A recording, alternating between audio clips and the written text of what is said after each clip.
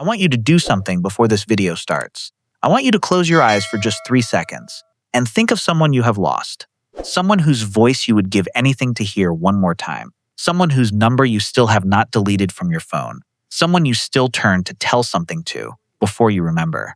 Do you have them? Good. Keep them close tonight. Because what I am about to show you is going to change the way you see your grief forever. And I promise you, by the end of this, you will feel something you have not felt since you lost them. Not sadness, something much more powerful than sadness.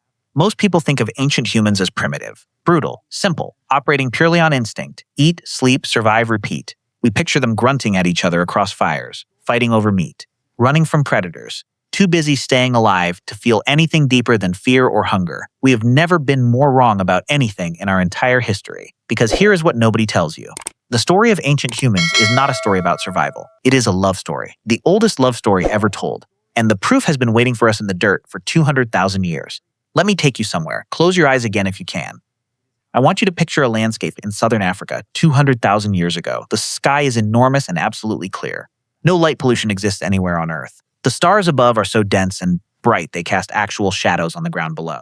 The world is silent except for wind and distant animals and the sound of a small group of people moving carefully through darkness. They are carrying something, someone, a child, small and still and wrapped in whatever soft thing they had. They are not running, they are walking slowly, with intention, with a kind of grief so heavy you can feel the weight of it from across 200,000 years of time. They have chosen a specific place, a place that meant something.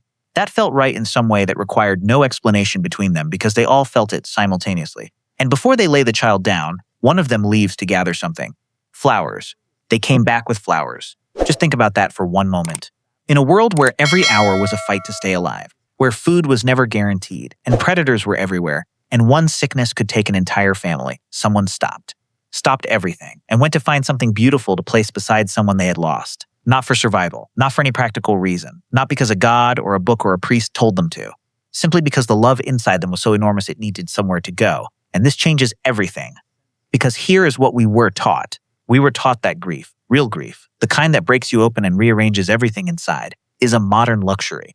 That it requires language and philosophy and religion and civilization to exist. That without those things, loss was just loss. A body here today and gone tomorrow, and the living kept moving. But the flowers say different. The flowers found in that South African grave 200,000 years ago say that grief existed long before any of the things we thought created it. That the love your ancestors felt for their children, their partners, their friends was not smaller or simpler than yours. It was the same, the exact same. And it demanded the same things yours demands: beauty, ceremony, meaning. A way to say this person mattered, this person was here, this person was loved. You are not the first person to carry what you are carrying, not even close. Now I need to tell you about a man who died 50,000 years ago in a cave in Iraq. His name is lost, of course. But archaeologists have named the site where they found him Shanidar Cave, and the story they uncovered there left the entire scientific community in silence for weeks. This man had lived an extraordinarily difficult life. His skeleton showed severe injuries, a crushed foot, a withered arm he had likely lost the use of long before his death, damage to his skull suggesting repeated trauma. By any standard of his era, he should have died young. He didn't. His bones showed that he had lived for decades with these injuries. Decades in which he could not have hunted, could not have gathered effectively, could not have contributed to his group's survival in the practical ways that mattered most in that world. And yet someone fed him. Someone carried him when he could not walk far enough. Someone kept him alive for years, not because he was useful, but because they could not imagine letting him go.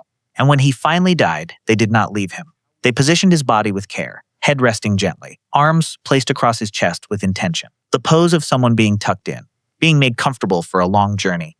And then they covered him in red ochre. Bright, vivid red, carried from miles away, crushed into fine powder, and dusted slowly across his bones like someone painting the most important portrait they had ever made. Red. The color of blood. The color of life. The color of the sun when it rises after the longest, darkest night. They were saying something with that color. Something that needed no language to understand. You were alive. You burned bright. And even now, even in the dark earth, we will not let that light disappear without marking it, without saying, we knew you, we loved you. And we will carry the memory of you long after this ceremony ends.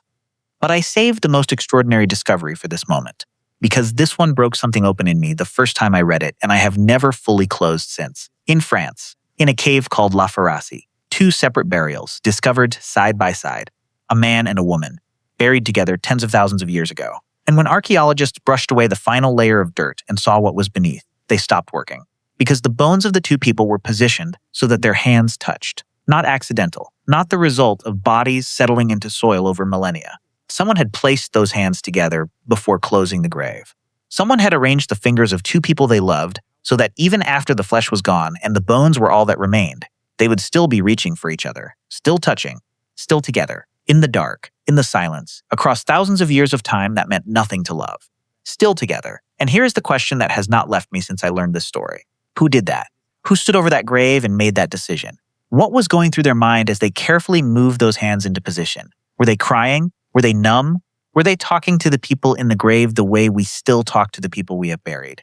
Did they stand there for a long time after it was done, not ready to cover them yet, not ready for the finality of the earth closing over those hands? Did they come back the next day? And the day after that? The archaeology suggests yes. Evidence of return visits, of sites revisited weeks and months after burial. Ancient humans going back to the places where they had placed their loved ones, standing there, in whatever silence they had for grief, saying whatever their language had for, I miss you. I am not ready. I came back because leaving still feels wrong. I want to stop here and say something directly to you. If you have ever gone back to a grave and felt embarrassed about it, like you were somehow doing grief wrong by still needing to visit, I want you to hear this. You are 50,000 years old in that moment. You are doing exactly what your species has always done. You are not broken. You are not stuck. You are not failing to move on correctly. You are the most ancient version of yourself, standing at the edge of the only boundary humans have never been able to cross, and refusing to pretend that love has a proper expiration date. There is no expiration date. There never was. Now let me show you something that I think you have never considered before. Grief, the way humans experience grief, is biologically unique. Other animals show distress after loss. Elephants will stand for days beside a dead family member. Chimpanzees have been observed carrying dead infants for weeks unable to leave them. Crows hold what appear to be funeral gatherings around their dead. But human grief does something different, something that exists in no other species we have ever studied. It stores. Human grief does not just respond to loss in the immediate moment, it embeds the lost person into the structure of the brain itself. It rewires neural pathways. It creates permanent physical grooves in the architecture of the mind that are specifically shaped around the missing person. This is why certain songs destroy you years later.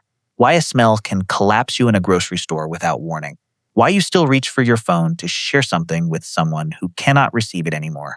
Your brain literally built a space for that person. And when they left, the space remained. You are not imagining the presence of people you have lost. You are experiencing the physical reality of how deeply they were written into your biology. They did not just live in your heart. They became part of the architecture of who you are. And that is not something death can take. Not entirely. Not ever. I want to say something now that might be uncomfortable. We live in a world that is very bad at grief. We give people 3 days off work when someone they love dies, and then we expect them to come back and answer emails and sit in meetings and function as though a piece of them has not been permanently removed. We tell people to be strong, to stay positive, to not bring the mood down, to focus on the good memories, to remember that the person is in a better place. All of those things come from kindness, but sometimes they land like pressure instead. Like grief is something to be managed and completed rather than something to be honored and held. And I think our ancestors understood something we have forgotten. They did not try to rush through grief. They built rituals around it that could take days, that involved the whole community, that gave the loss the weight it deserved and the time it required. They understood that grief is not the opposite of strength. Grief is what happens when love has nowhere left to go. And the only way through it is through it, not over it, not around it, through. With flowers if you can find them. With red ochre if that is what you have.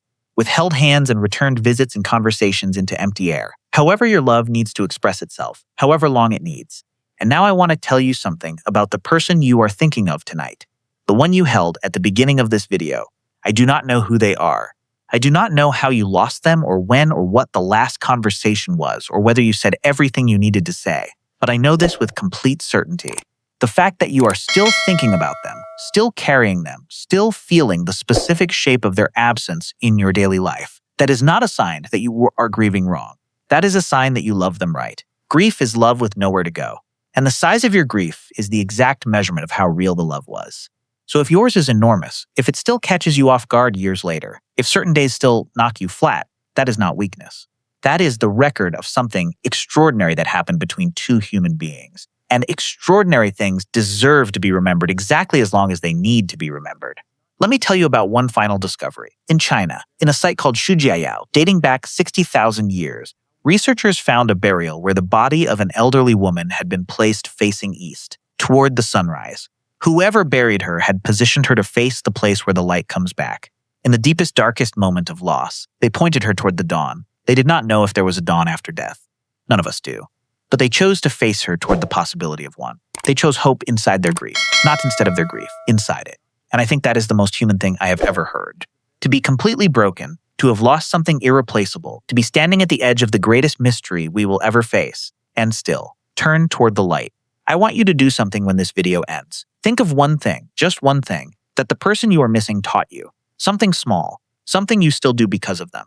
A way you make coffee, or a phrase you use, or a song you cannot help singing in the car. That is them, still in you, still moving through the world, still teaching you things years after they stopped being here to teach them. They are not entirely gone. They change the architecture of who you are. And every day you live, fully honestly, with love for the people still here, you carry them forward, not as a ghost, as a foundation, as one of the invisible hands that shaped the person you became. Now here is the thing I did not plan to say, but I am going to say anyway. If this video reached something real inside you tonight, if it touched a place that needed touching, I want to ask you something. Not for me. For the people you know who are carrying something heavy right now. Because I promise you, you know someone tonight who is sitting alone with their grief and feeling like nobody around them truly understands what they are holding. Not because the people around them do not care, but because grief is so isolating, so private, so difficult to explain to someone who is not inside it with you. And sometimes the most powerful thing you can offer a grieving person is not advice or comfort or even presence. Sometimes it is simply evidence. Evidence that what they feel is real and ancient and shared by every human who has ever lived. Evidence that their love was not wasted just because the person it was directed toward is no longer here to receive it. Evidence that grief is not a malfunction, it is heritage. So if someone came to your mind during this video, if a face appeared that needs to see this tonight, send it to them right now. Not with a long message, not with explanation, just send it. Because the right video at the right moment has changed the direction of someone's entire night. And that person you are thinking of, the one who is carrying something they have not told you about, they need to know what you now know. That their grief is proof of their love. That their love is proof of their humanity. And that they have never, not for a single moment, been alone in feeling it. 200,000 years of flowers. 50,000 years of red ochre on bones. Hands still reaching in the dark. And right now, in this moment, you. Still remembering. Still loving. Still here. Subscribe if you want to keep going deeper. Because every week we go somewhere most channels are afraid to go. Into the real stories. The uncomfortable ones.